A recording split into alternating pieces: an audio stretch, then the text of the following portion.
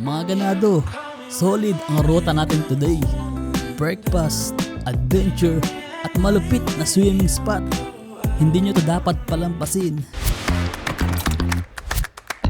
Alis na tayo gamit yung ating Aerox version 2. Pupunta muna tayo sa ating mga kasama dahil parang late na sila. Yung mga idol, may problema nga pala tayo. Walang kuryente dito sa ating sa ating bayan, kaya wala din kuryente yung mga gasolinahan. So di sila makapagpagas. Hindi kami makapagpagas. Ayan, yung problema natin guys. Ito na yung ating bar ng ating gasolina. So ang problema, saan tayo magpapagas mga chongs? Dito, testing natin kung meron dito. Kasi sa lahat ng dinaanan natin, wala talaga tayong maitong gasolinahan na may kuryente. Ewan ko lang, dito meron. Nandito na tayo ngayon sa Cebu. So napakalamig talaga. Lamig ng panahon ngayon, December. Sumaga pa. So guys, ito yung papaliko papuntang BRT. Yan, kakaliwa tayo dito. Tayo sa Kalawakan, outer space.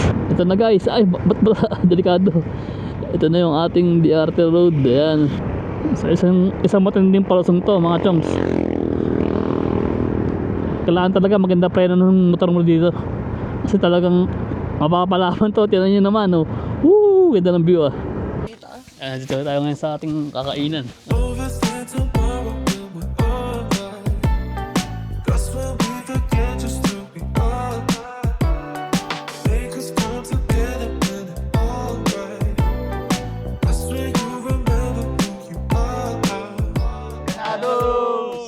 We're going to Tukod na Bato. Let's go! Dahil nagpipicture dito. Wow! Look at that view.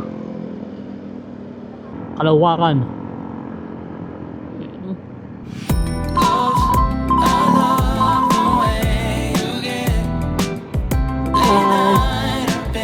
Papunta na tayo sa Tukod na Bato. Dito tayo ngayon sa may Tukod na Bato. Ayan yung ating price, oh. Konting hiking lang yan.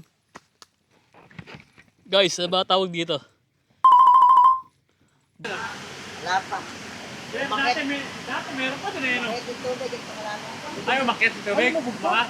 Tunog yun ang malakas na. Ay, malakas. Kaya pala nawala yung mga cottage. O, dati may cottage dito eh. Dito kami doon.